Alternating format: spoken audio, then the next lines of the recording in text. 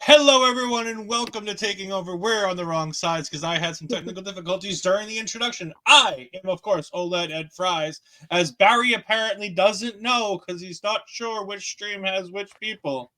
But he'll give it 5 minutes and take a look. But Barry, I'm OLED, I'm Ed Fries, and this is the natural, Astrid Pizarro. You might know us. We're here every Tuesday night. Not sure how you haven't figured that one out yet, buddy. But you gotta give Barry some time. It's okay. It's 3 a.m. for Barry. He's a little tired. He's a little wired. No, I'm just kidding. But throughout this entire episode, I was like, will this episode ever end? My buddy Rob says, even I figured it out. Rob will be very happy there's Cora Jade to talk about on this episode. But throughout this entire episode, I was like, is it over yet? Are we done yet? Because it was kind of a ho-hum episode of NXT for the most part. And then the finish. We're just going to start there. But before we get started, because people are already saying it, good evening, Mel. Hello. And of course, Basser brings it up. Congrats on the press pass for the Rumble. Yes, our own Astrid Pizarro is not only going to the Rumble, she's going to be a member of the press for WWE during the Royal Rumble. So it is going to be very fantastic to see that. I thought Astrid had grown her beard back again before you swap pictures. Yeah, almost. Speaking of the man with the beard who was there for Astrid a couple weeks ago, Melball says, just jumping in before I start recording with Andre. Well, you guys have a great show, and they're going to have a new show coming to our local establishment. It's going to be airing, I believe, on Wednesday this afternoon or Wednesday evening. We're going to have a recap, I think, of 2023 in New Japan and Stardom, as they're going to start bringing a weekly episode of the kind of things that happen in Japanese wrestling for our local establishment team. So it's going to be fun to see them, and you're going to get an idea what they do so you can go support their content on Dream Melball Wrestling Talk. But we're here to talk about NXT, and what better way to start than, no, not Tiffany in the water, no. Obafemi is your new North American champion. 1 week after winning the contract, Obafemi has cashed in and won the North American Championship. I love it. I think it's a great idea. Yeah. Yeah, I'm like you. We were thinking from the beginning, it's like, how is Dragon Lee doing this while he's in the main roster? How long is this gonna last? And it's like, how come he's able to do this in Dom too, but certain people are not able to have the championship while being on the main roster? So I think this is just a great send off to Dragon Lee. He had a great run. I love the open challenges. I think I'm like, you already have Oba for me getting hot off this tournament. Might as well just, tape a rocket to him and take him off to the moon at this point because, you gotta to the moon.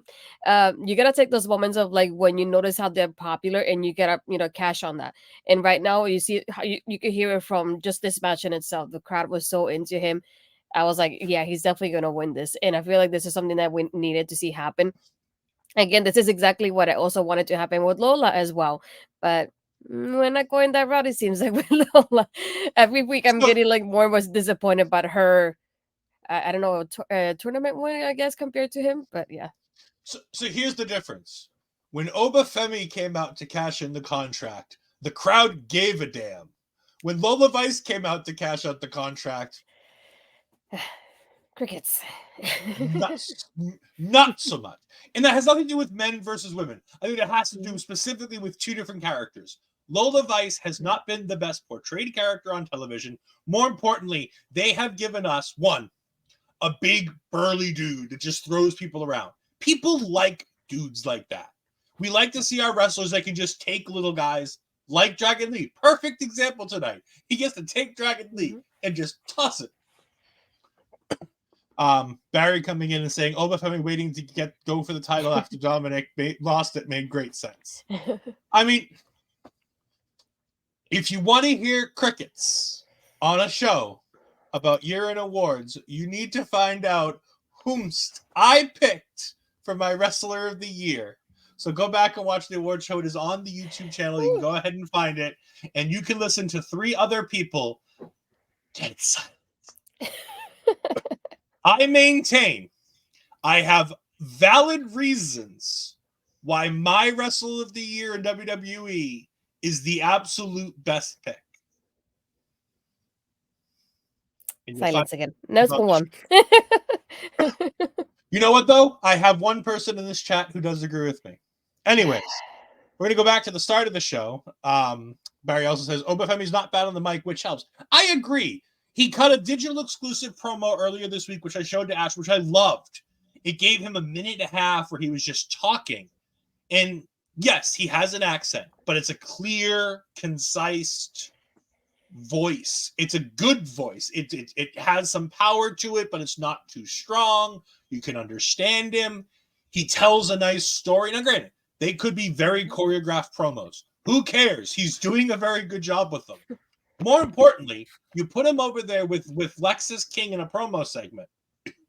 And while he may not have been as charismatic as Lexis King in that segment, at the end of that segment, he captures everybody's attention when he looks at Kelly and he goes, "That's the main event tonight, right?"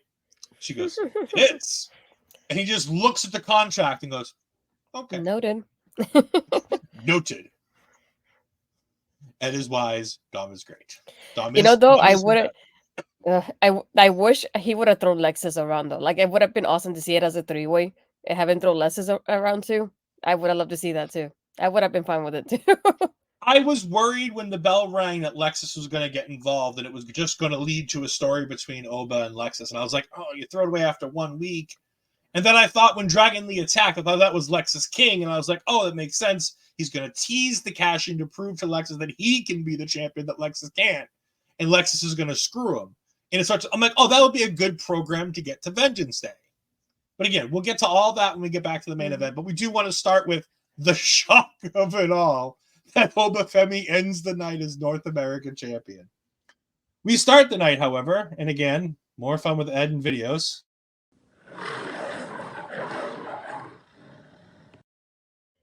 Nikkita Lyons was arriving at the arena. Unfortunately, she's attacked by Blair Davenport. And NXT does a very bad job of telling us whether or not they stopped fighting. It looked as if they started fighting and then continued fighting all the way to the ring, where they were in their ring gear, which means that Nikkita then would have had to have driven to the arena in her ring gear, which would have been probably uncomfortable, I would imagine.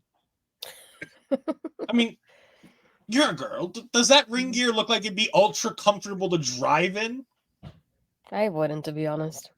You wouldn't. All right. And also that would have meant Blair Davenport was wearing her ring gear underneath the attire that she had on, which again, while more comfortable, still not quite the type of thing that you want to wear while driving. No. But they brawl backstage all the way out to the ring after a small break where they put on their ring gear to go ahead and brawl again, as Vic Joseph tells us. And this is a fun little brawly wrestling match. Nikkita looks good here. Blair gives her a lot in this match while also being able to have Blair focus almost entirely on the knee, which makes perfect sense. Blair injured the knee. She knows the knee's an issue. She attacks the knee throughout the match. I mean, it sounds silly to say it, but damn, it's nice to see somebody understand how the match psychology is supposed to work. No. How many times do we see somebody come back from injury and the person they wrestle who hurt them is like, I don't need to attack that body part. Let's move on to something else. Yeah, that's true. Yeah. I just think the beginning, I would have done it differently in the sense of maybe had them kind of getting ready backstage and then start the fight backstage, because at one point Vic starts and says, oh, they've been fighting for 15 minutes for straight or something like that along those words. But they went from the parking lot in their street clothes to the show in their gear. So they must have stopped somewhere. When did they stop? So it hasn't been constant for 15 minutes. Don't lie to me, Vic. Really don't. But no, I like the match in itself, though. I feel like I like how we started with like Nikkita being like, this is my time to take the revenge. She goes off and doesn't stop on Blair. But once I could notice something was gonna happen with the knee sooner or later, because she went a little bit slower when she went to hit the knee with the post. And I was like, yeah, I kind of felt like that was happening. And then the way she came in the ring as well afterwards, she came a little bit too slow, and I was like, yeah, I'm waiting. She's waiting for Blair to hit that knee on the way in the in the match in itself too. But again, it's just one of those things that I love about heels, when you know they have a weak spot. You go and you go at it, and I like how at the end, even when you think about it, Blair's actual finisher move is a knee strike. So of all things, she had to hit her with the knee in her face too to win the match. The only thing I was surprised about is that it was a little bit short for my liking, because I was enjoying the match and that it ended. But I feel like we're gonna see it again somehow, so I feel like that's why it was kind of short, kind of like introducing it, and then they'll give us a little bit longer later. But that's the only like downfall ish, if you want to take it that way. They had a lot to do tonight, so I understand having a bit of a short match, because they kind of overbooked themselves throughout the night with things that they didn't need. But no, I agree with you entirely that I think it was weird that they took this route with that story. It was weird. And again, I kind of forgive Nikkita, because you got to remember, she was an up-and-coming wrestler who was still very green when she got hurt. And then she's out for a year. So she not only was she behind people like Tiffany Stratton, Fallon Henley, Kiana James before, but now she's a year out from them again, because of that she's been out for this last year. So yeah, did she telegraph things a bit too much? Yeah, but at the same time, first real match, it's what, her third match back. It's her first real singles match. Let's be honest. Tatum Paxley a couple weeks ago does not count as a singles match. So it's her first real singles match back, and I think her and Blair worked very well together. And I'm honestly excited to see the next match in this series, because, like you said, I think that there's definitely going to be one or two more. Mm-hmm. Yeah. That's the only reason why I felt it was short. But yeah. Probably. My buddy Rob, I posted as well after was talking, fashion over comfort, don't you know? And Barry, NXT wrestlers know the danger of the car park. They come prepared.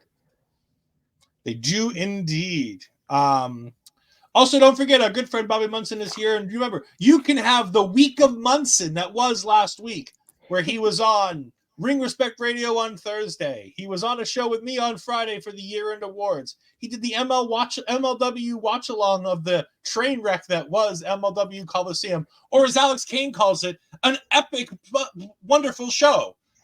You can ask Bobby what he thinks of his man crush, Mr. Alex Kane, saying that on TikTok this week. And then, of course, Point of View this Sunday. So you can catch all those shows on the YouTube channel. So make sure you go ahead and check out Bobby. He does Even Couples Argue. Yes, you and your man crush Alex Kane argue. I just can't wait to watch you tell him that you didn't think that show was a good show. Because I want to see his response to that. Speaking of responses, after we get Nikkita versus Blair, we go to a Dusty Classic promo narrated by Cody Rhodes. And it just feels good to hear Cody talking about Dusty and the tournament. It's fine. It's a promo, but it does give us our first look at the brackets. Well, it doesn't give us the brackets, but it gave us the 7 teams that we knew going in. And I'm going to pull up the brackets now because we'll hear about yeah. We'll hear about the last team in just a moment. But here's the brackets. So we got Baron Corbin and Bron Breakker taking on Gallus tonight. We've got Hank Walker and Tank Ledger taking on Axiom and Nathan Frazer tonight. We also knew that Anofe and Blade and Chase U comprised of Riley Osborne and Duke Hudson, as made by JC Jane, the now superintendent of Chase U, I guess you'd call her. I don't know. The HBIC, maybe, of Chase U. Either way. And then, of course, we now know the LWO is going to be in it. And as you can see by the graphic, Carmelo Hayes and Trick Williams. Because in the next segment, Melo talks about, hey, Trick, I've got great news for you. And Trick's like, look. I don't know if that's such a great news because last week you had great news for me and it almost cost me my championship match against Ilya. I don't know if I want to go with your great news. Why don't you tell me what you've done and I'll tell you whether or not it's great or not. Trick learning very quickly that Melo's not to be trusted. Mm-hmm. Victor, get on board. Melo did it, Victor. Melo did it. Yeah. Either way, Carmelo Hayes talks about, you know what? No. Last week, I had to go out there because Sean kept tweeting about an NXT champion coming in, and I didn't want them to ruin your match and, cost you the championship match. So I got us this tag team title opportunity by putting us in the Dusty Classic. And when we win, I could be a Triple Crown champion. And you could be 2-belt Trick. Or was it 2-title Trick? I think it was. TTT. Yeah. Mm-hmm. While 2-title Trick is nice.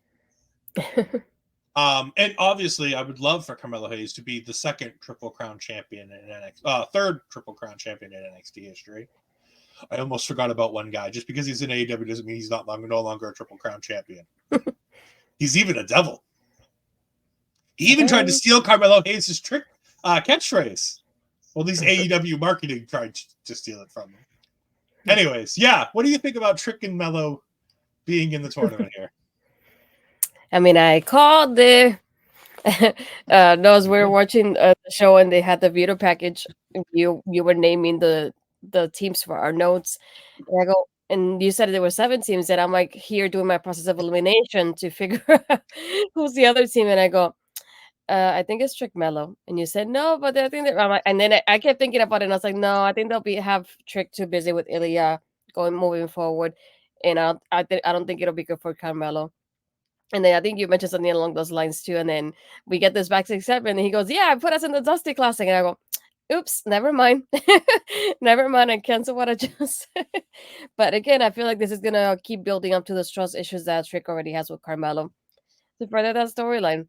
But yeah, I think it'll be interesting how they decide to do that. While I guess Dragunov is out for the time being. Speaking of Dragunov being out for the time being, do you think Ilya picked up an actual injury and they used the Ridge thing to cover up an actual other injury? Because it's weird to just give, this is your road to your WrestleMania. It feels weird to be giving the world champion this much time off, especially after NXT Deadline. The whole point of Deadline there was to get you to New Year's Evil, which is to get you to Vengeance Day, which gets you to Stand and Deliver. And it seems weird that they're like just dropping, like they're not dropping it because Trick continues to bring it up, but it feels weird that we're just missing Ilya Dragunov right now for no real reason. And yeah, and so far all the reports that were like the injury was basically a stage and everything, but at the end I kept thinking like, what is really happening though? But I agree that the injury is probably staged and that it, it's not that big a deal. But like you look at this tournament bracket, there's no reason why Mello and Hayes don't face off against Bron Breakker and Baron Corbin in the finals there. Like there's just no reason why you don't do that match. It makes way too much sense. What are you gonna do? The LWO versus Baron and Bron? There's not one heel team on that other side of the bracket. Unless you... Okay, there's an Ofe and Blade, but I don't consider them heels because I don't consider them anything other than fodder. And they're not beating Trick Mello next week. No. So it's like, it just feels weird that you have Trick Mello there and you don't bring them to Vengeance Day. Which means that Trick's not wrestling Ilya at Vengeance Day, which then goes, so you don't do Mello versus Trick at Vengeance Day because they're probably going to be in the Dusty Finals. And you're not doing Ilya Trick there because Trick's in the finals. So does that mean you're doing Ilya Trick at Stand and Deliver? That's what and if you do Ilya and Trick at Stand and Deliver, that means you're not doing Mello and Trick at Stand and Deliver, which seems to be an even bigger waste. So it's like, unless you do the triple threat, there's just like, I feel like I'm Charlie Day and I'm, Always Sunny in Philadelphia, and I got my little pins in my red thing trying to go from match to match, figure out how the hell to book this show. Yeah. Something seems off. And the only thing I can think is that they were planning a specific road to Stand and Deliver, and Ilya got hurt. And they knew Ilya was hurt, and they knew he was going to take time off. So they're like, well, Ridge, you can hurt Ilya, and it'll play into the storyline that we want to do with you. Which, again, they've done a very good job of making it not about Big E, so I feel a lot better about the Ridge storyline now, because NXT's explained it away a little bit. They've at least tried to explain it away without using Big E, which makes everybody feel a lot better. I don't know, too many questions. Barry Monkey says Baron and Bron versus the Creeds is the match I want to see at some point. Styles would be perfect. I agree. I think that would have been the great match to have, but they sent the Creeds up to the main roster for some reason. For reasons. Oh, there's so many things wrong right now. But speaking of Corbin and Baron, we get them going out to the ring to take on Gallus in the first round. And I'm like, well, this seems weird. Heel versus heel in the first round? And then you had babyface versus babyface in the next match. And I'm like, there should have been some swapping here. I much would have preferred Baron and Bron taking on Hank Tank. And then have Nathan and Axiom taking on Gallus. Because I think you still get to the same match, which is Nathan and Axiom versus Bron and Baron next week or in 2 weeks. You still get to that exact same match, but you get to it a lot better because both matches would have been better. Because I didn't like either of these matches. Although I do like Baron and Bron as a tag team. They're a whole lot of fun. Yeah, they're growing on me, but why? I didn't know how to feel about them together at first, but I feel like they keep growing on me. I feel like they definitely show more chemistry tonight during the match in itself. And I like the parts where, like, for example, Baron selling the way, like, his hand got hit with the post, and then Gallus taking over and taking advantage of that. But even at the end, just like having Bron over here with the spear, and then having Baron here with the end of days almost at the same time, I was like, that was beautiful to see visually, and I love how the match ended. But I feel like the match was like okay for me. Yeah, it was an alright match. It was fine. I really liked the end of the match, And Barry brings up the exact point I wanted to bring. Baron has a personality, which has helped Bron. Bron Breakker has been so fun to watch in the little bits that we've seen him in the last 2 weeks. Why? Because he's playing off Baron Corbin in a fun and interesting way, and it's making him interesting. The looks, the non-verbal visuals, even the verbal stuff from Bron Breakker has been fun to listen to with the two of them during this match when they can't get along. During the end of the match, when Bron Breakker's setting up to finish off Mark Coffey, and Baron tags himself in, and then they do the spot that Astrid talked about. It was just fun to watch. They were fun to watch on screen. They are my pick to win this because I don't think you put Trick Mello over in this. I think this is destined to be these guys, especially with the babyface tag team champions in the family. But I've been wrong before because if we go back to all the Dusty Classics, Finn Balor and Samoa Joe, the Authors of Pain, the Undisputed Era, Aleister Black and Ricochet. Never would have remembered that one if I hadn't looked it up. The Broserweights, Pete Dunne and Matt Riddle, which, by the way, were one of the best. One of the best was Pete Dunne and Matt Riddle. Yeah. MSK was another good one because it involved Matt Riddle after they won, which was fun. But that one turned out bad. Dakota Kai and Raquel Rodriguez, one of two female Dusty Tag Team Classic winners. And they, I believe, they were given the NXT Women's Tag Team Championships as a recurrence to this because they had a shot at the actual NXT Women's Tag Team Championships, and Adam Pearce screwed them. And so Regal was just like, here's belts. Yeah. And another thing to add to the Baron and Braun dynamic too, even from the beginning backstage when they're fighting to see who walks out first too. Like even from the beginning, just seeing that part, I was like, I'm gonna end up liking them together, aren't I? From that moment, I knew it. Yeah, it's interesting. Oh wow, sorry, I just got sidetracked. I was looking at the 2015 tournament bracket. I just want to run this by you because this is hysterical names that we're going to go back to, and this is Barry Monkey, the Broserweights. Yes, Pete Dunne and Matt Riddle were a tag team in the Dusty Classic because reasons, and then they won, and it was all just so that Pete Dunne could go a lot as Matt Riddle made stupid jokes. It was very funny. I really enjoyed it. But going back, here's a who's who of who the fuck are these people. All right. Dusty Road Tag Team Classic 2015, the original one.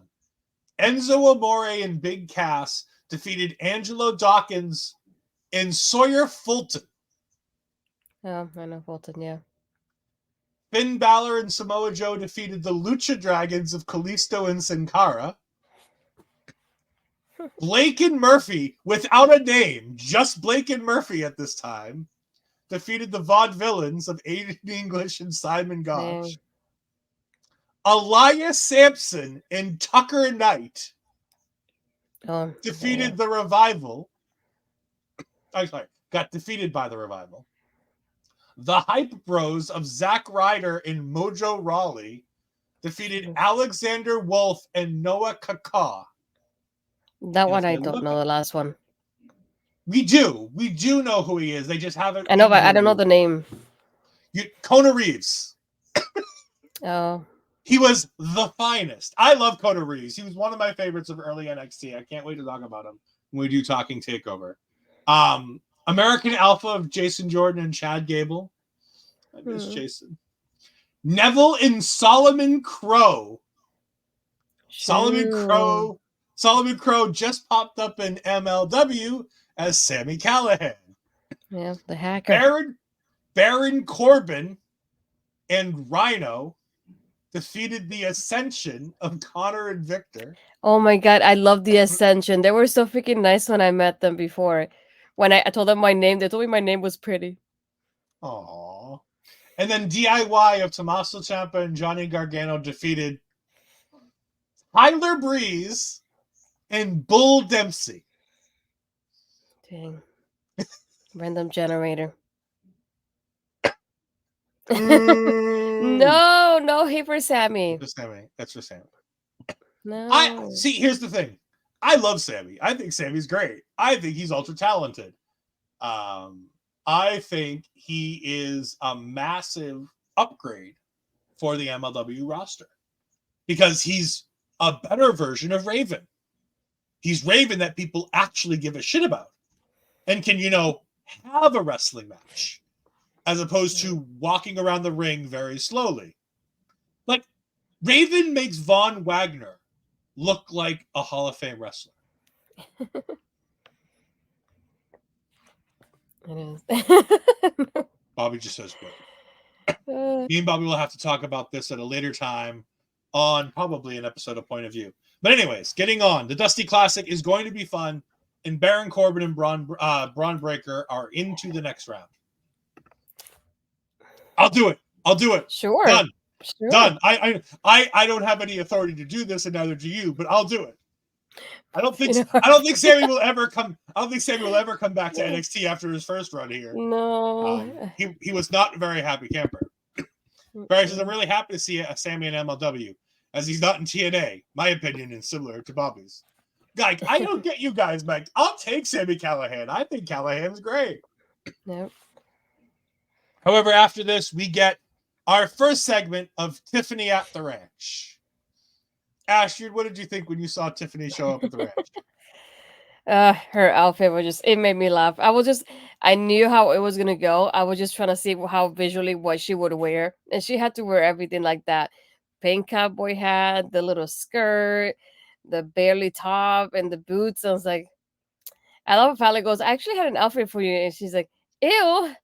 It just reminded me of Mean Girls a little bit, but no, she did very well with it. Like they both did very well with all of the segments, not just this one, but all of them together. It was super funny just watching Tiffany suffer the way she did, especially at the end. Yeah, I thought Tiffany did a fantastic job in all of these segments. We're going to cover them as they go. I love the fact that she's looking fantastic in her entrance gear, not her ring gear, because when she has the ring gear underneath. She has a little bra type thing that's part of her ring gear, and she has like the boa type, like it's a jacket, but it's not really a jacket. It's more just like a boa that pretends to be a jacket with the pink cowboy hat with the rhinestones, and the high heels just make the whole thing because she's working at a ranch and she's in high heels. She complains about walking on the floor in her high heels. She's repulsed by the smell. And Fallon tells her she's got a long day ahead of her. She's going to be mucking out stalls. And Tiffany's like, what does mucking mean? And cleaning. And oh, by the way, pick up the horse shit when the horse is shit. And I'm just like, oh, poor Tiffany. Yes. Oh, poor Tiffany. Speaking of poor my ears and my eyes, I then had to see Lola Vice come out as Lyra cut a promo talking about how she was going to start and end the year as women's champion. And I'm like, well, you know what? I like you better than who you're shooting with, so that's fine. I'll deal with it for now. Lyra has been put on the back burner of my people that I don't want to see on television.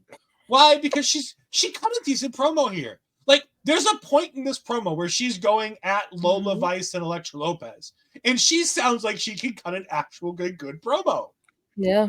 Like, she's picking at Lola Vice while she's pumping up Elektra Lopez just to try to pit them against each other. It was fantastic. I love it. Lola Vice, on the other hand, oh, boy. Lola. One, the voice doesn't match the body. Like, whenever she talks, I feel like it's somebody else talking. Because the two don't look like they go together, which is fine. Like, people don't have to have the same voice that you would expect for their body shape. Me excluded. Like, look at me.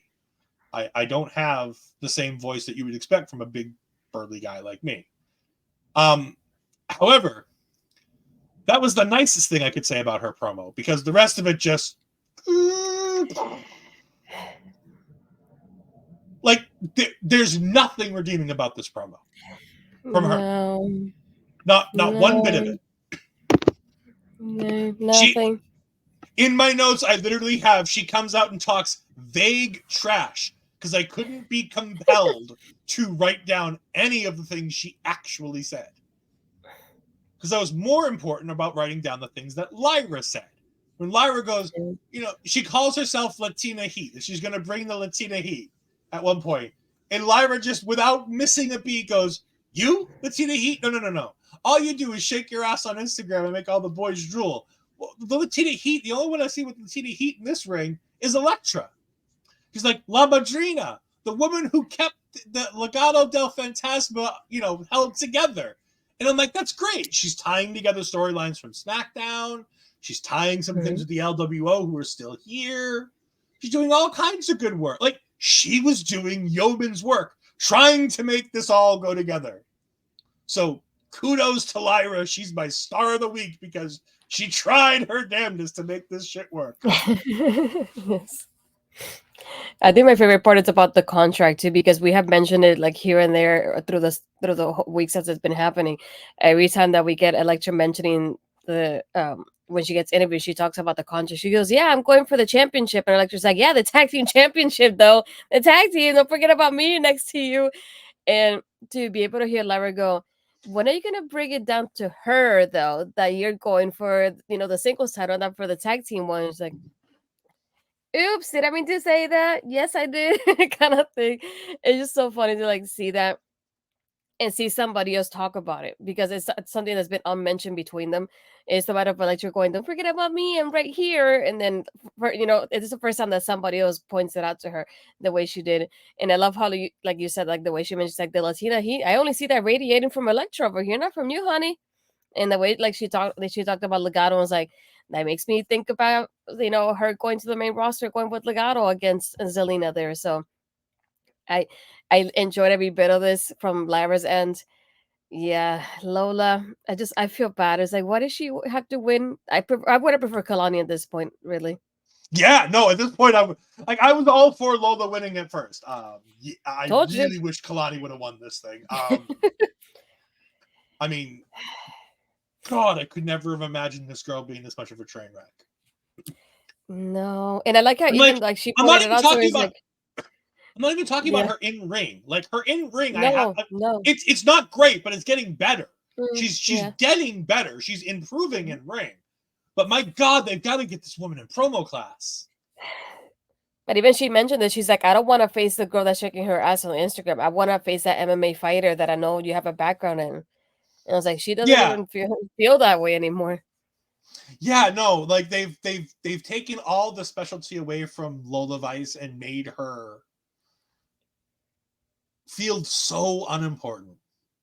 Like to the point where the brawl breaks out and Tatum Paxley comes in and makes the save, and I'm like, yay, Tatum! Like I want to see more Tatum. Like I've fantasy booked in my own head that Tatum steals the contract and challenges Lyra to this match with the contract that doesn't even belong to her. Just because it would be more interesting than having to watch Lola Vice have a match with I Lyra. was about to say the same thing. It sounds a lot more interesting than what we have happening right now. I feel bad because I feel like what we see with Oba Fabitsuna is what I would have liked to see similarly to Lola. Not exactly the same, obviously, but something similar to that aspect of like she wins the contract. We see her having matches here and there, whether they're singles or tag team. She keeps winning, getting that momentum, making her feel like a threat to Lyra when she cashes in. I wanted to see that. And then she comes in tonight to like face Lyra in this promo. I don't believe anything that's coming out of your mouth right now. Like I see you cashing in and literally losing in like 5 seconds. And I'll be fine with it. Damn. Yeah. Oh, we got my man Crispy dropping a hello. Hello, Mr. Crispy. I hope you are doing well. Yeah, no, and I feel bad because NXT's done such a good job with the women's division. And here they are giving them time. Like this promo, it wasn't quick. This promo was what, 5-6 minutes long? It took a while. But they gave them time. They're building a story. It's not the greatest story. There's lots of other ways you could have gone, but they're trying.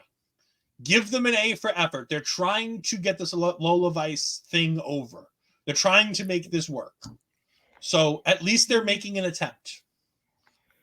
Hey, their women's division is still on television. Think about it. 3 segments with Fallon and Tiffany tonight. All of that technically counts as women's division segments because it's all revolving around the storyline between Fallon and Tiffany. Which, by the way, I don't think that's over. I think there's another match coming for the two of them.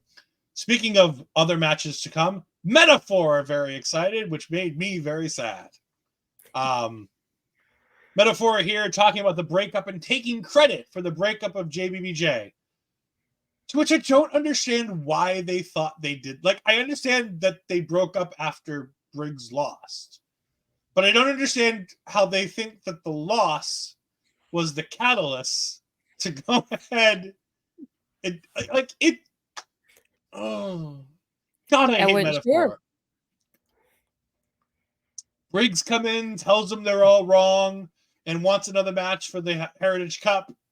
Noam says, no, back of the line for you because you got disqualified because you would have beat me. And Briggs is like, no, I'll just take out this douchebag here who's just riding your coattails. What do you call him? Captain Sidekick, I think it was, or something like that. I don't know. Yeah, I think so. Mm-hmm. He made fun of Oro Mensah. Oro didn't like it, and we had a match for tonight. And I'm like, do we have to? I was like, do I have to watch this?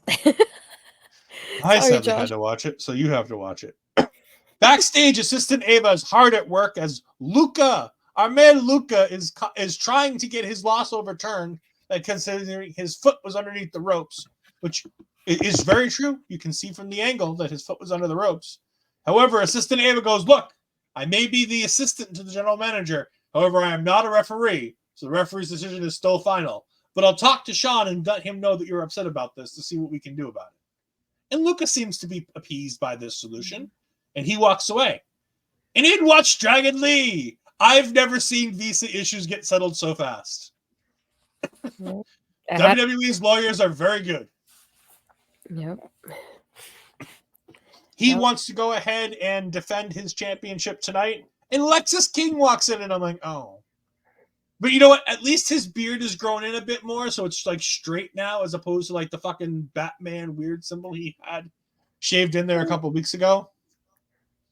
Lexis King has a contract already done with a big star on it for Lexis, for the Lexis King star, I guess is what. I don't know. I thought it'd be a crown. Like, I really thought a crown would be a good idea as he's the king, but they used a star. But anyways, he opens it, and it's a contract for the North American Championship match, and Dragon Lee happily accepts because he's up for open challenges, and we have apparently our main event set. Seems weird to not have your main event set before the show, but all right, sure. We'll go for it, NXT. Any thoughts on all of these wonderful people backstage with assistant Ava? No, my favorite part is like when he's like, can't wait to show you a clown face. And he's like, oh, what did he say? And then he said the C word. I'm not going to say it because it's still a curse word from at least where I come from. Yeah. And then he's like, what did he say? No, nothing. I really don't know how to say it.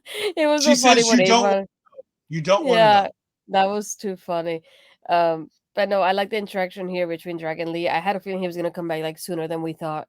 And yeah, it worked out in the end here anyway. But yeah, I just thought it was funny that I thought at the beginning of the segment that maybe that contract would say something different because Dragon Lee didn't read it. He just signed it. So I was expecting Lexis to come out and say, oh, you didn't read it. This is what happened if you actually read the contract kind of thing. So I thought that was going to happen later on when the main event started. That was my thought process at first. But yeah, I was like, Luca, you have a right to fight for this. You got this. And then, yeah, but overall, it was a fun segment. Although I did feel bad for Luca, as I showed Astrid off the air. Over the weekend, they had the house show, the Florida Loop. And this week on the Florida Loop, Luca was unfortunately taking on Carmelo Hayes. Not good for Luca. I mean, good that he's working with the former A champion, but bad that he's having to take L's to Mello in 2 back-to-back nights on the Florida Loop. No, I thought about the contract too, but I stopped it. I paused it. You can literally read it. Like, it's big and bold, and it's strictly, it just says North American Championship Open Challenge. And it has Lexis King and Dragon Lee. It has both their names. Yeah. Like, there's some fine print in the middle, but like, it was the basics of like where you would have like what match type it is or some silly match. Nope. It was all just basic gender stuff.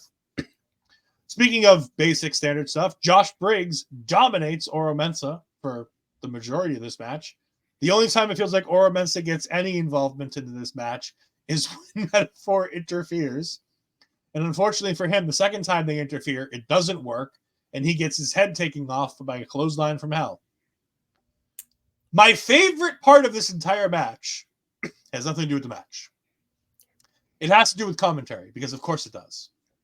Josh Briggs come out wearing jeans. No shirt, but just his big jeans with his cowboy boot style wrestling boots and, whatnot. And Booker goes, "It's nice to see him come out here not look like a hillbilly." To which I said, "Booker, he's wearing jeans and cowboy boots to the ring. What part of this isn't hillbilly? Why? Because he doesn't have the stupid shirt on, that makes it that he's not hillbilly?" Yep, it's the plano. Oh, wait. Vic gets my comment of the night later on. Don't you worry. But, no,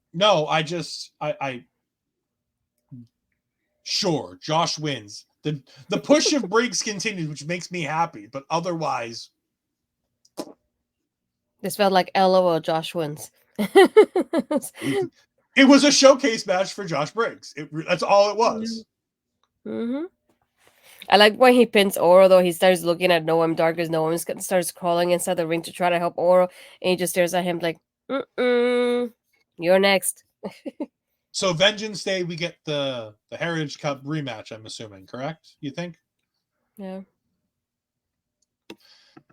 Well, we've had a couple bad segments in a row. Let's have a good one. Tiffany Stratton back on the farm.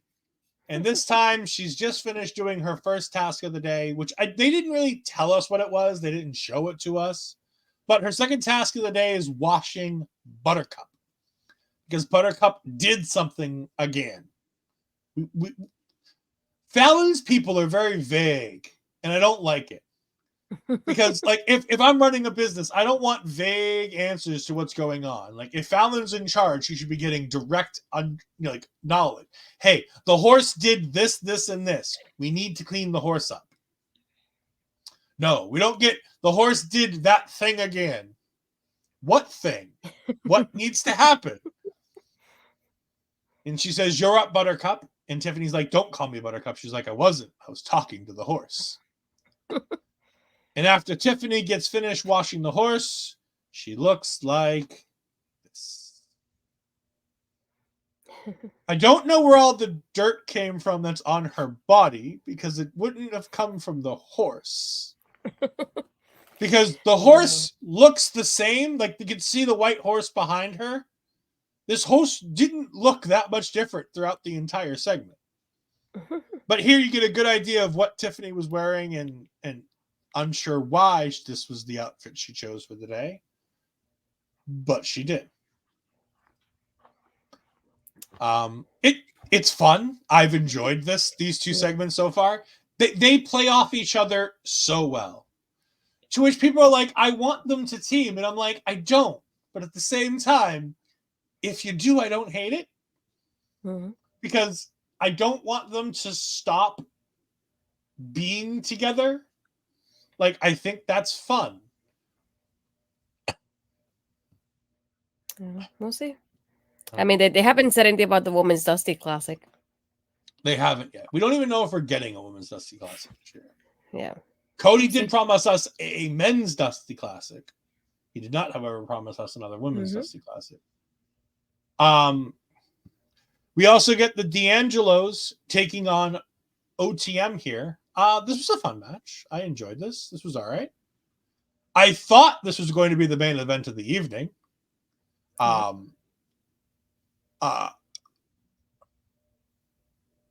They have no chemistry. Like, the teams are fine. The teams work well together. But, like, nothing felt right. What did you think? I think the only time I really caught my attention was at one point they kind of splatted stacks on the outside before one of the commercial breaks, and that's the only part that I was like, "Oh, that looks nice." Other than that, I feel like it was more like D'Angelo and Stacks just showing up as a team, because it felt like they were a team and they looked like a team. And then we had Scripps coming in. He wants to get in there and help them out. But instead of helping them, well, he tries to help them, and then Adriana just pushes him, so it doesn't help them at the end. And Tony and Sex still retain.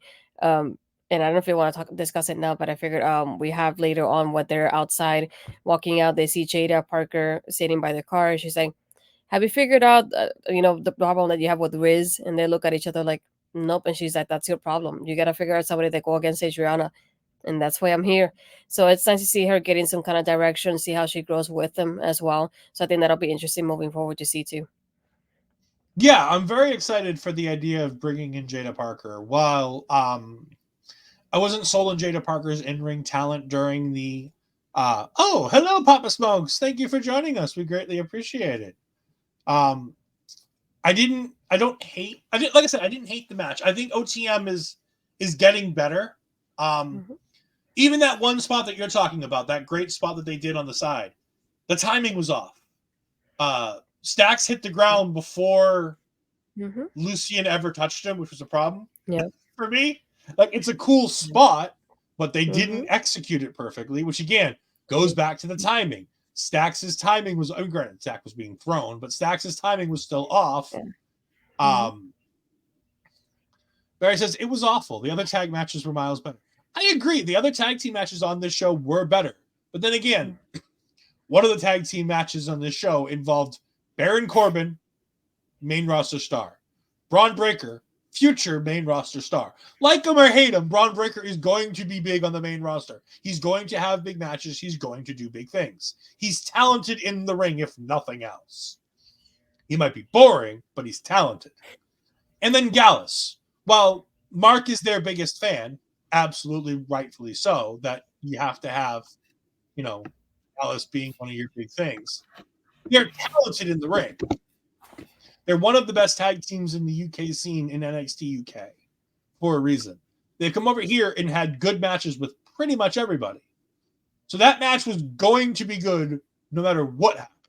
It may have been a little boring and a little bit but it was still a good, well-wrestled match. Whereas here, Tony D'Angelo feels like such a wasted talent right now.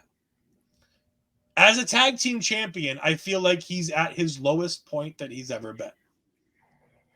This guy was, when he came onto the scene, I looked and goes, that's stupid. He's not going to be anything. And I ate a lot of crow on our old show for this because I learned to love Tony, and the character was fantastic. I see zero character work from Tony D'Angelo right now. None. They got rid of Two Dimes. He's wrestling in AEW. Stacks, they've promoted and they're making him a big deal, but at the same time, they don't feel like the mob boss family they used to. And when the most mob-like thing your group does is have a lady enforcer who's trying to help the boys, I think you've come to the end of the road with these boys as a tag team.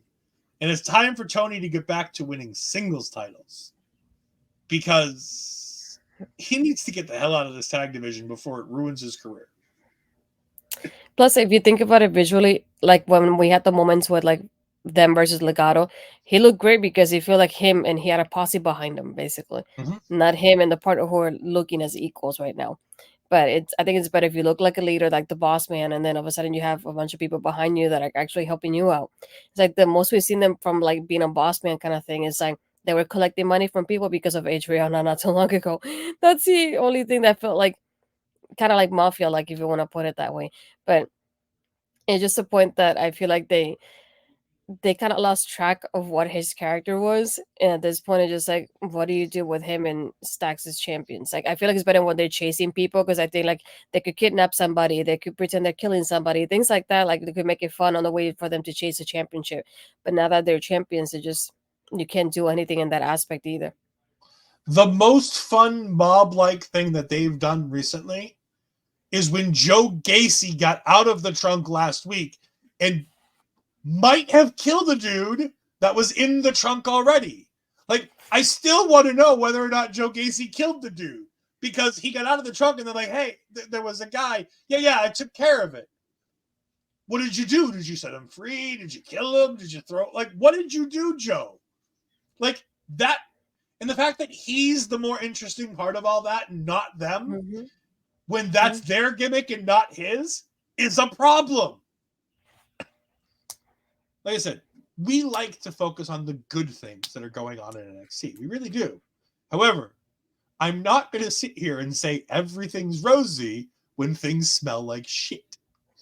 And right now, Tony D'Angelo's character smells like shit because they're not doing anything with him. And they are, like, they're doing things with him, but I don't feel like it's meaningful. I don't think like it's helping him. Like, he's a 2-time NXT Tag Team Champion. And I'm like, I'd rather him be a 1-time North American champion and be stuck in the mid card there. Because at least there, I think he'd be doing things like with the gimmick and the character that made him interesting in the first place. Very much. I'm really liking the new Joe Gacy. I missed him this week. He was on Twitter talking about how when they posted the renders for Hank and Tank, they both looked like Joe Gacy. And he posted it. I thought it was Joe Gacy. I thought Hank Walker was tag teaming with Joe Gacy in this tournament at one point when I saw the graphic earlier. I thought it was him, but I didn't know who his partner was, so I just zoomed in on the picture, and that's when I realized I went, oh, I see what you did there. But at least it was funny on Twitter. We get an NXT Anonymous segment with Chase U female students all surrounded, including apparently the person who I keep going, who? I believe her name is Maddie Rankowski, I believe is the name she was using on the Indies. She was there with JC Jane and Thea Hale, as JC Jane was talking about how the student body has been trying to raise money to save Chase U. They need to stop doing whatever they're doing because it's not working. However, JC has a foolproof plan. And she takes out her phone and she starts pointing and she goes, this is you and this is you. And I'm like, is JC going to start pimping out the female students of JC University? Like, it's not what I should be thinking. And I know it's stupid. And it's 90% mockery. But the fact that they hid the phone and they're pointing to it and they're not telling us what's going on, and the entire segment is 4 females in the segment with JC and Thea, I wouldn't put it past them to potentially, like, what do you think it is? What is JC's money-making idea? I don't know. I really kept trying to think of like what could be like everybody, like she's assigning roles to everybody as she has them pointing them to like her notes, but I really couldn't think of what it could be. I feel like it would be kind of weird to do some kind of like OnlyFans type of thing. Oh no, very.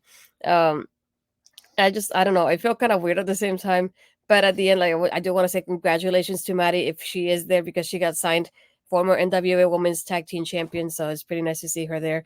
But yeah, it just like I saw her there, I'm like, oh no, I'm afraid this is what they put her in. But we'll see how that goes. I mean, Chase used good stuff. I mean, it's fine to have her there. I've not seen her work. I've heard good things from Astrid. I'm excited to see what she can do. If she is signed, she might just be an extra. Let's remember, Chase U student bodies are typically just extras until they're signed to developmental deals. Rumor has it she's been signed to a developmental deal. However, we have not gotten the official class picture that we typically get when they sign a bunch of talent. I agree. It could be personal training. Like I said, my idea is 90% joke because it's funny to say. It's not really going to happen that they're going to be pimping them out. But at the same time, it's college girls, and like that's the first joke that you make is that how many college girls do shady things in that kind of an industry to make money to get through school? Like, it's the type of thing that also we're talking about lots of money. Andre Chase not told us how much money, but it needs to be lots of money. And JC was pretty assured that this was going to cover everything. So college girls making lots of money. There are only a few ways to do that. Again, I feel bad being the guy coming out and saying this. But like I said, 90% joke, 10%, I mean, they could. It could happen. It won't, but it could. I don't know. Astrid's not mad at me, so I'm assuming I'm okay here. I mean, I know where you're coming from. It's just like the way it is with the women's division with Shawn Michaels involved. I don't see something like that at the same time. That's why I know what you mean when it's 90% joke, but I can't think of what it could be that they could be like, yeah, this is gonna get us exactly what we need if we all kind of pitch in from, for everybody who pitches in there that contributes their part. I don't know. We'll see. Like I said, I sometimes worry that I cross the boundaries between being appropriate and being inappropriate when I make some of these jokes, but at the same time, it's like, I think it's funny. Anyway, speaking of things that were funny, Obafemi is having an interview, and he's killing it there, man. They're talking about it, and he's talking about the destiny. This is all part of going back to the digital exclusive, and if you haven't seen it, you should. It was great. But he talks about before he went to the finale, he went back to Nigeria, and he talked to a fortune teller.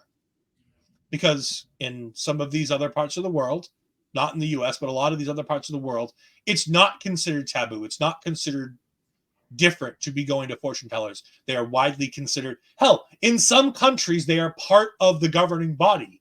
There are places in the world where fortune tellers were part of. Hell, there are European countries where fortune tellers and seers were considered to be part of the royal court to give the king advice on what to do and not to do. And he talks about how before he won this, she could see contracts and championships and tournament wins in his future. And he won, and he won. And he's like, and now I have destiny behind me. And I like the idea that Obafemi has this destiny feel. That feels good. It sounds interesting. I get the idea. It gives him a character and a reason for us to look at him and go, okay, destiny's got you. That makes sense. And then I think about it. Oh, sorry. I was to say, plus, if you think about it this way, it kind of gives a little bit more of a highlight into his culture too, which is nice to see because it's like they're not making fun of him for having that destiny or like what he was told or anything like that. Like they're actually believing, and he believes it as well. So it's nice to see like that gets highlighted too. Yeah, it's authenticity. It feels like this character's coming a little bit from him, a little bit from his culture. They're bringing his Nigerian heritage into it. Or they're bringing the Nigerian heritage into it. Whether or not it's his or not, I don't actually know. Barry Monkey says, why do fortune tellers want money? Because they've got crystal balls. I like that one. That's not bad. I'll take it. Anyways, Lexis King interrupts, and he's like, I like you. I like you, Oba. You got destiny behind you. You got that contract. If things hadn't worked out and that idiot hadn't gotten involved, it'd have been me and you in the finals, and it might have gone differently. But you've got your contract, and I've got mine, and I'm going to win the North American title, and you're going to be able to go on, and I can see you being the future world champion. Lexis King sucking up as best he can. And Oba he walks away, and Oba just looks at him. And like I said, he looked at Kelly, and he's like, main event, huh? All right. Mm-hmm. Noted. I loved it. I thought it was great. It's a fun little segment. Yeah. We get Gallus backstage. They're pissed off. They're angry that they lost. But Joe Coffey says they have to focus on something else now because they're out of the tournament and nothing they can do about it. They just got beat. Nothing they can do. And Joe Coffey spots Ridge Holland. And they have a back and forth. And apparently Joe Coffey is not scared of Ridge. And Ridge isn't scared of Joe Coffey. And he says, you should have stayed a brawling brute. And as soon as he says that, both the other members of Gallus come walking up behind him. And I'm like, well, we have Ridge's next program. Joe's going to lose. Well, I mean, I prefer Ridge winning, to be honest. I do too. I mean, anything to make Joe Coffey lose is fine. But by the way, why was Joe Coffey wearing that god-awful jacket? It's like, I get that there was rain and there was storms in Florida today. I get it. Tornado watch was out there. Ash wasn't sure she was going to be able to do the show. I get it all. But he's indoors now. He's indoors now. He doesn't have to wear the raincoat inside. The WWE Performance Center is a well-built building. It's okay. No, it's not fashion. Tiffany Stratton doing farm work in a bikini in skirt is fashion. Joe Coffey wearing a stupid raincoat is just dumb. Yeah, he's trying to cover himself up. At least he's alive and well. We then get checks notes. The only other women's match of the night: Cora Jade taking on Gigi Dolin. Astrid? I knew from the beginning because of the way it's happening that Cora was going to win it. I did like having Gigi coming in from the get go, fired up. She has her, her moments, and then obviously once Cora turns around, she's in control the whole match.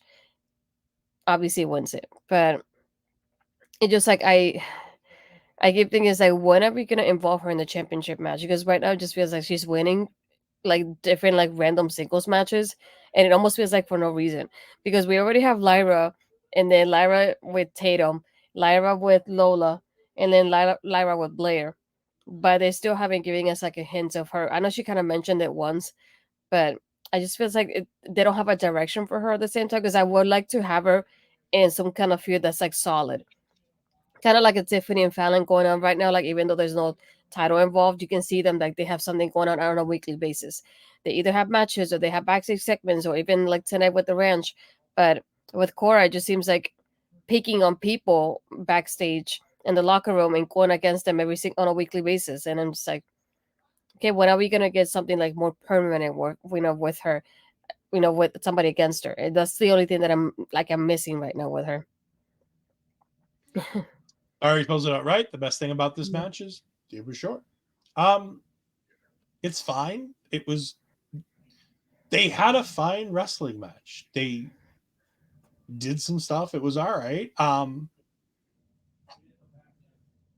Like I don't want to drag on it because there's nothing bad about the match, but it didn't catch me as interesting. I don't think it's a valuable use of Cora Jade's time. She's just come back. I feel like there's unfinished business with Roxanne Perez. They still haven't really addressed. There's unfinished business with Lyra Valkyria that they've told us we're going to get addressed, and I assume that has to be the stand and deliver match. Like it would only make sense that that's stand and deliver, right? Cora Jade versus Lyra Valkyria. Unless she wins the Battle Royal next week. But I think either way, I think no matter what happens, I still think it ends up at stand and deliver. I still think that's the match. Even if Cora wins the Battle Royal and has the first match at Vengeance Day, I still think that they take this all the way to stand and deliver. Yeah. I just feel like there's more better things, and I know that's poor English, but there's just like you've got to be able to do something better with Cora Jade than this. And again, no offense to Gigi Dolin, but the worst thing they did was split up Toxic Attraction. Toxic Attraction should have gone as a unit to the main roster. With or without Mandy, they should have stayed a unit. They were perfectly fine to continue doing the Toxic Attraction thing without Mandy Rose. I think you could have very easily slid Carmella into that group, and it would have been fine. I think you could have easily slid Sonya Deville into that group, and it would have been fine. Right now, I think you can perfectly slide, what's her name? Chelsea Green into this group, and it'd be fine. If they were still going. And more importantly, it would give you a competent, well-formed tag team that's had great matches as a tag team in your women's tag team division. Because you know what you don't have? None of them. Like, they flashed up the tag teams that are potentially going to be taking on KC Squared on Raw the other night.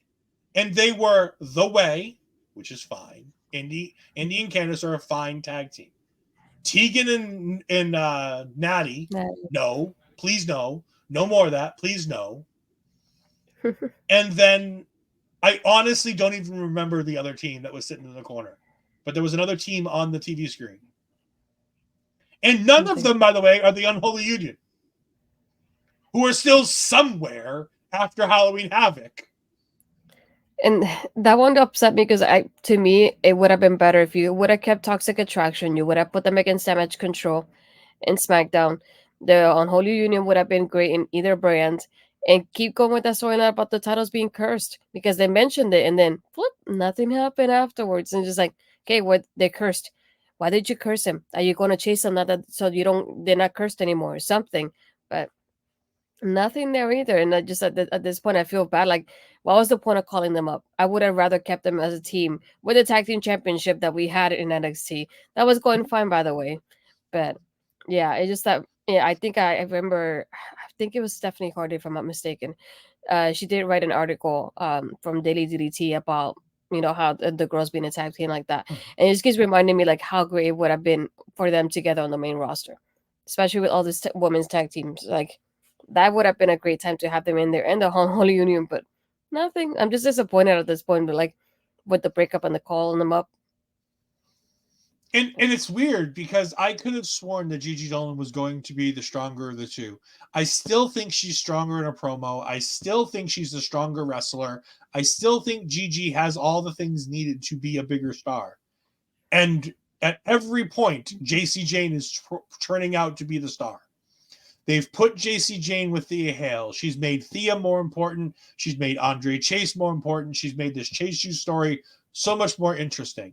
There are so many ways they can go with everything they've done with JC Jane. She's having good wrestling matches. She's formed a tag team. And honestly, as dumb as it felt to put them together in the beginning, they feel like an honest, cohesive tag team right now between her and Thea Hale. Like, she's actually done good things for the Thea Hale character, let alone for the in-ring ability and making Thea look better in the ring. She's made Thea feel like a better character. And that's the one thing that Thea never really lacked was character. And she's used the ability and the charisma that JC Jane has to mold her character to be able to change it slightly without making it seem like a directional shift. And don't get me wrong, they've entirely 180'd the character that is Thea Hale. She is no longer the hyper crazy cocaine superstar that I used to see on my television screen. And she's now a well-rounded, like, student character who has depth to her character. And it's just interesting what they've done. And you have more tag teams that feel like tag teams in NXT for the female division. As Barry Monkey says, it was stupid to get rid of the NXT women's tag team titles. I wholeheartedly agree. I saw no reason why they had to be combined because you still had tag teams on the NXT roster.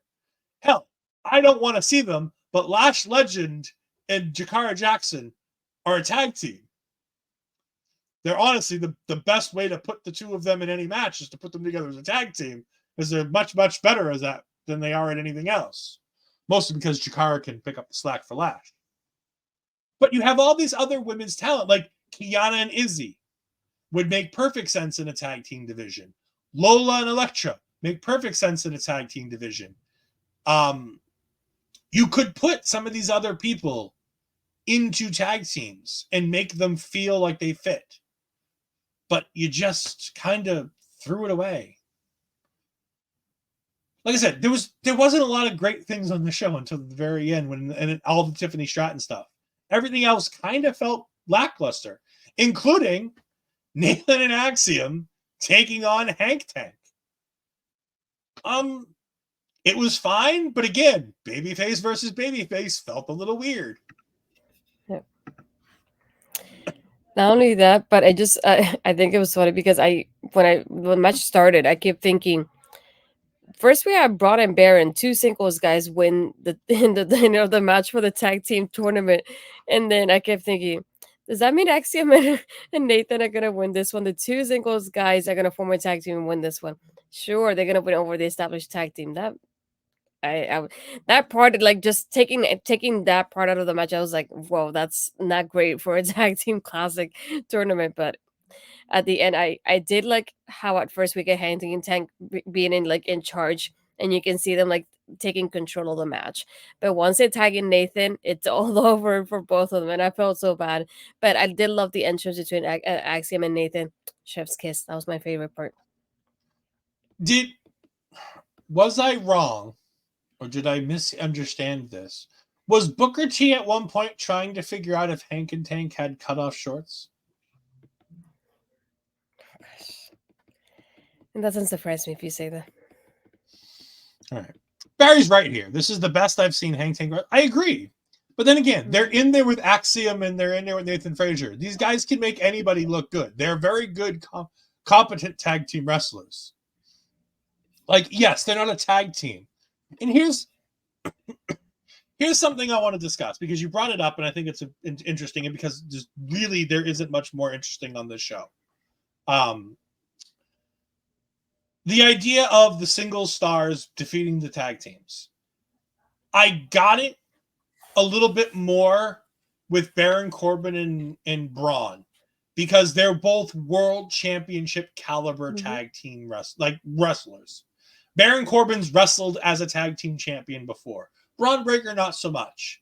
And while, yes, I feel like they shouldn't have won, I feel like it makes more sense for them to win. Yeah. And Nathan and Axiom have a much easier road to that by being able to face a team like Hank Tank, who are young, inexperienced, really haven't got it together. So it makes more sense that they win. I would have much preferred that Enofe and Blade were the ones that went down to Baron and Bron. I think that would have made that feel a lot better because, again, you can say that they're inexperienced. You can say that they're not quite at the level, that these other guys are just so much better that even though they're tagging and that makes it harder, that it gives them a reason why these guys would win. Especially since you're going to waste it next week with Carmelo Hayes and Trick Williams, because even on the, by the way, we'll get to, it's just, we're going to get to it now and we'll go back to the final second, Tiffany. Enofe and Blade are backstage and they're talking about the match with Trick Williams and they're like, oh, but these guys can't even get along and they've been the story of the whole year. They're not even on the same page, but at least we're reading the same book. And I'm like, you fucking retards. Do you not know how stupid that sounds? I'd rather be on different pages than be in the same book. Like, oh my God. And then Brinley Reese, I believe is who this is. We've seen her like once and then she disappeared. I think she got hurt. She was so random during this.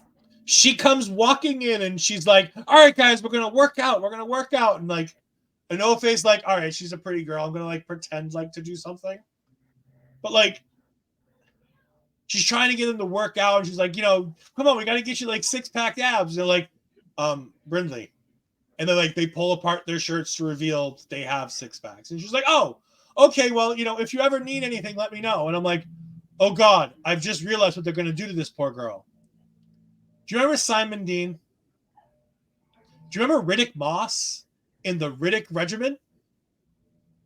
That's what's going to happen to this poor girl. She's going to be the female Simon Dean and Riddick Moss. No. Yep. She's going to be doing a workout training program at the NXT. And that's what, yes, the Simon Dean, the Simon system. Those are both the Riddick Regiment. For Riddick Moss, called back up to the main roster. This is what they're going to do to this poor girl. That's what they're planning for this. Based on this one segment and this one segment alone, that's what I think they're planning on doing for her. Yeah. I don't like it. No, I don't like it either. Speaking of things I did like, we get the final segment of Tiffany Stratton where she's psyching herself up as she's mucking out the stall and she's getting it cleaned up. And even everybody else is impressed. They're talking about how good of a job she's doing, talking about how she's probably filled that wheelbarrow a bit too much because she's going to have to move it and it's going to take an awful lot of strength to go ahead and move that. And Fallon's like, you know what? Like, she's fitting in. Like, she's doing a good job. Like, I'd hire her. And one of the girls was like, yeah, she could fit in. She could do this, I guess. And then she tries to, while she's been doing it so good for so long, all of a sudden, for some reason, she forgets how to do it. And because the camera's watching her now, and she goes ahead and does it wrong. And she's like, I give up. I'm done. And so she starts to walk out and I've lost the photo of Tiffany being done. Oh well. But Tiffany's done. She's had it. She starts yelling at Fallon. Yes, there it is. That's the one. I don't know where that disappeared to because it's not on my screen anymore. Anyways, she starts talking about how she feels bad for Fallon Henley. She goes ahead and, that not only does Fallon do this for a living, Fallon enjoys doing this for a living. She thinks this is hell, and Fallon enjoys this, and now that's why she feels bad for her. She doesn't feel bad for her because she has to work. She's like, working is fine. You can do good work. This isn't good work. This is terrible. And then she tries to turn around or walk away or do something. As we saw her earlier, she ends up falling into a tub of water. I think it was a good idea for her to cover. She stepped on the crab first, though, and then the water. Oh, is that what happened? I must have blocked it out. My poor Tiffany stepping on dog horse shit, but she ends up in the water. I like the fact that she covers herself up to take away any potential chance of her falling down in that thing and making sure that there's no wardrobe malfunctions. Again, it's recorded. They could have done whatever they needed to and cut to a shot of Fallon Henley here. But overall, I think this was a positive thing. I thought they did a really good job of having Tiffany here and doing the mucking out the stalls and everything else. What did you think?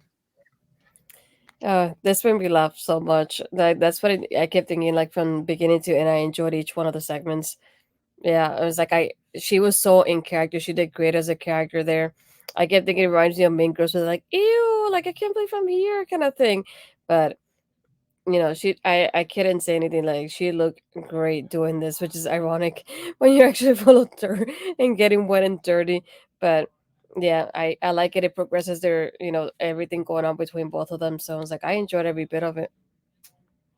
Yeah, I thought they did a really good job with this. I do just want to post something here. We're just gonna go ahead and share screen this one because it's gonna just be easier that way. How it started,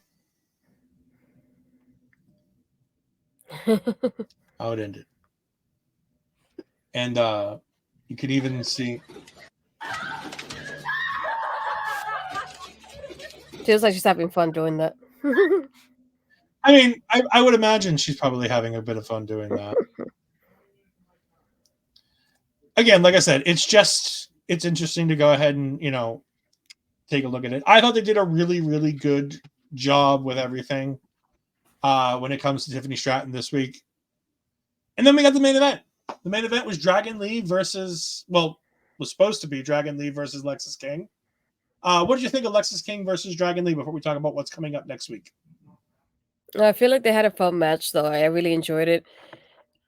It was like there's nothing out of the ordinary about it as in there, at least, but they had great chemistry. I enjoyed every part of it, but it was like that moment of like, once you hear Obafemi's music, I just felt like, again, like a Money in the Bank cash, and I was like, shoot, I'm waiting for this moment to happen. But it still made it even more exciting than it was. Yeah, I thought the match between Lexis and Dragon Lee was all right. It wasn't anything to write home about. It wasn't anything fancy. It was just a relatively good wrestling match.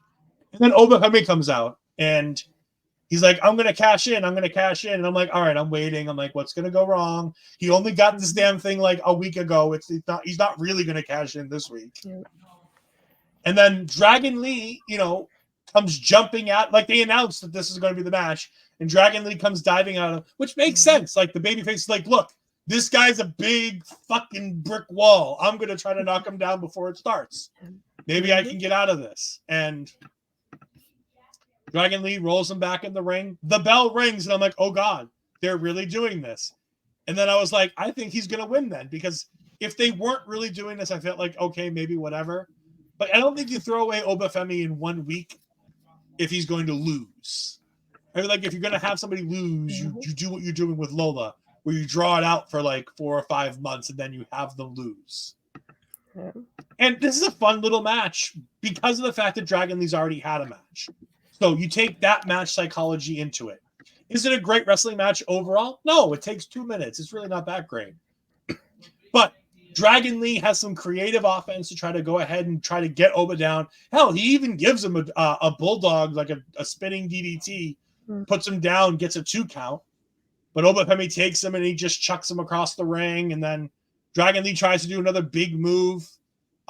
He tries to like do like a spinning leg thing with like the head, like what Rain, a lot of the luchadors used to do, and he just catches him.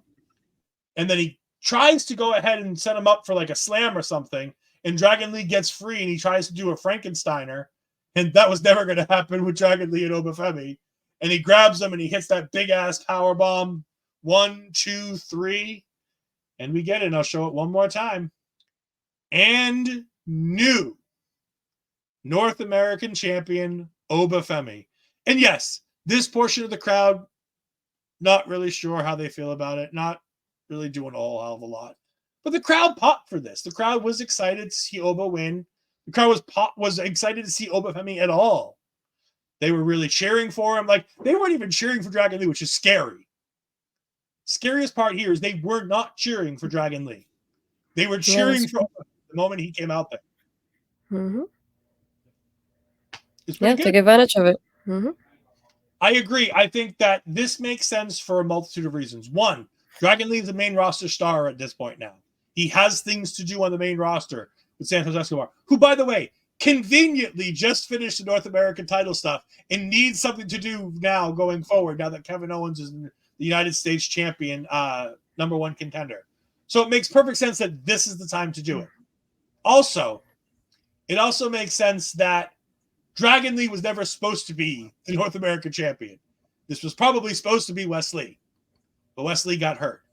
And when Wes Lee got hurt and Dominic was losing the title and lost the title, I said Dragon Lee's either going to have a long reign while they try to figure out just make him a bigger star, or they're going to go ahead and he's going to have a short reign until they figure out who to get it onto next to start telling more stories that they want to tell. Mm-hmm. Obviously, they chose the short term, and they made a perfect idea of pivoting to a hot star in Obafemi, who makes a lot of sense with the cash in. And if he loses it, fine.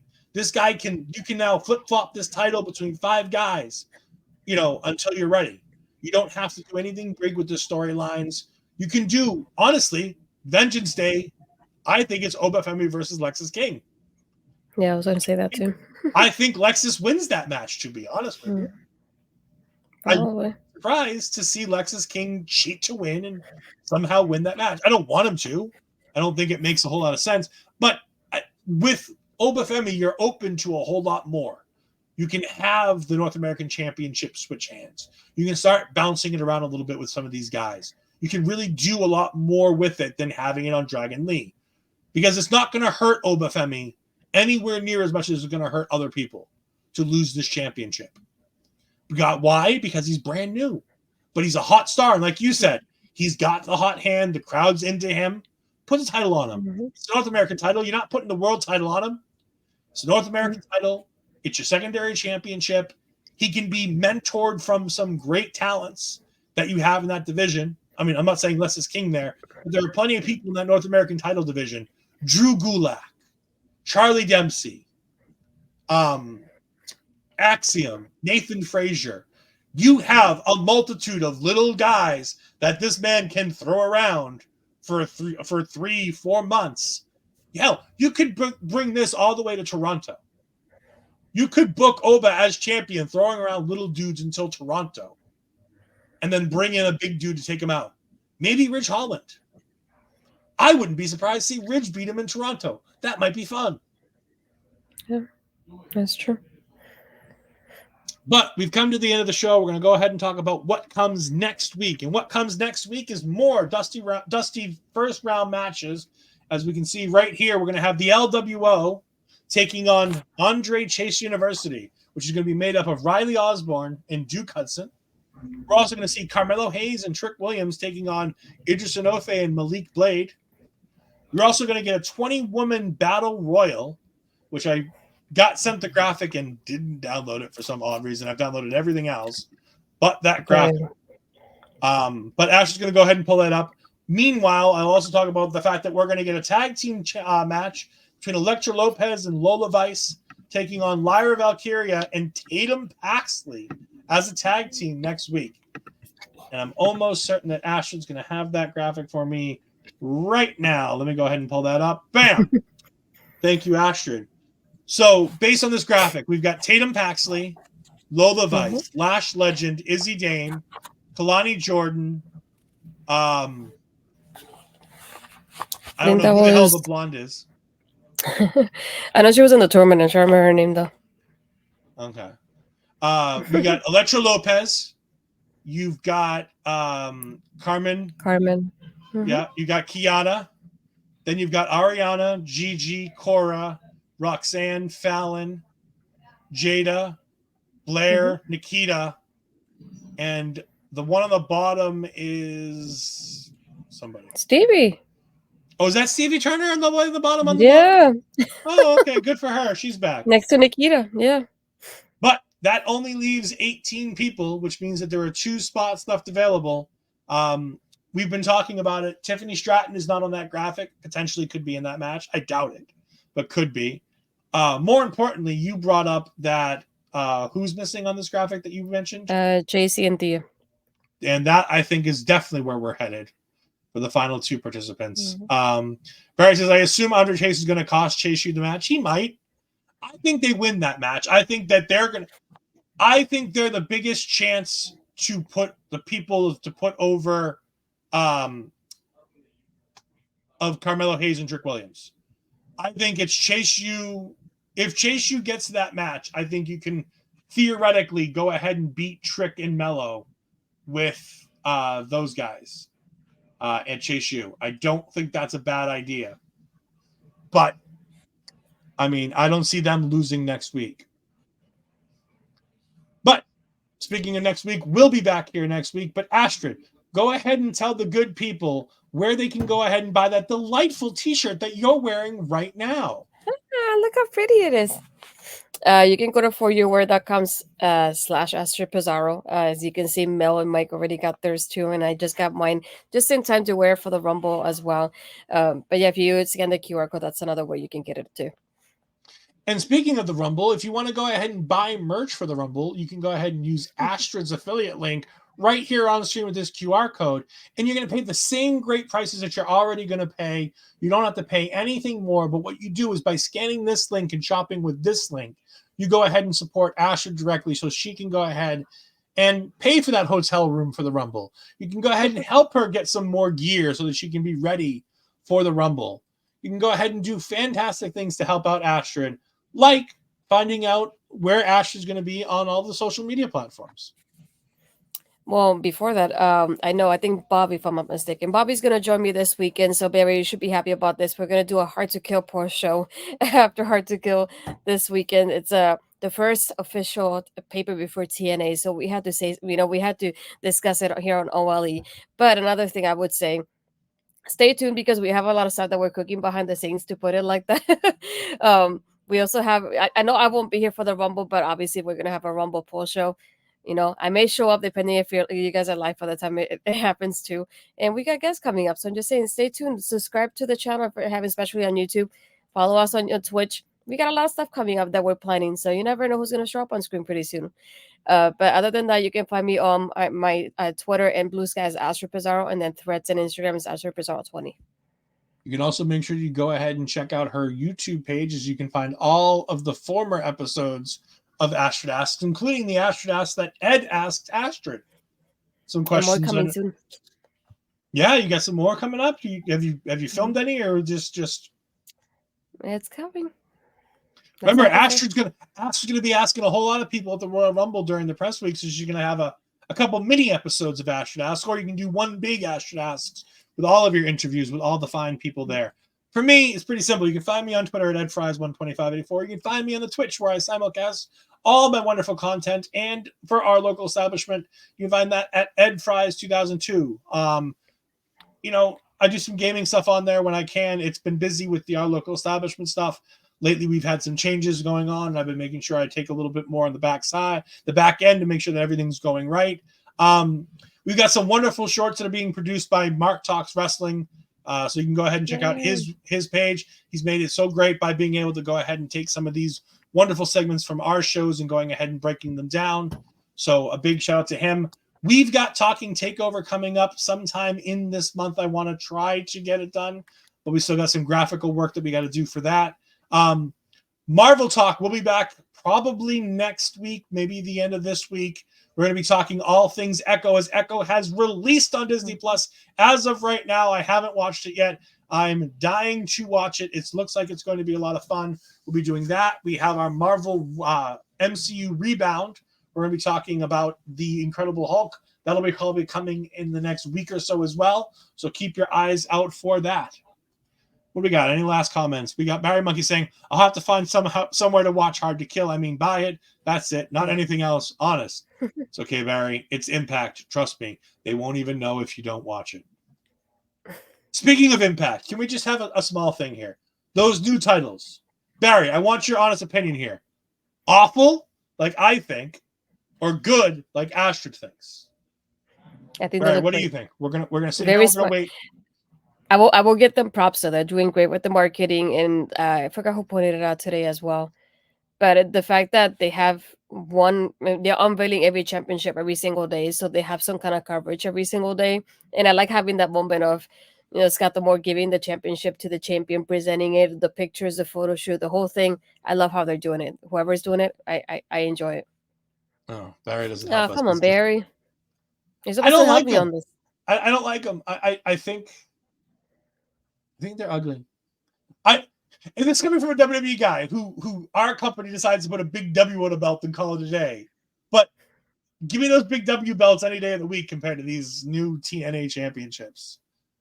TNA used to have some great championship designs. And the one that's most awful to me is the X Division. Because that used to be the pinnacle of great designed titles, is that X Division championship. And this new one it almost feels like a bad version of the NXT title. Remember the original NXT title with the big X in it? Mm-hmm. Yeah. Barry says, I'm more worried about the big signing is going to be Top Dollar. Oh, big Top Dollar fan. I like it. But for myself, for Ashley, we'll be here next week talking all things NXT on Taking Over. Until then, we'll see you. Bye.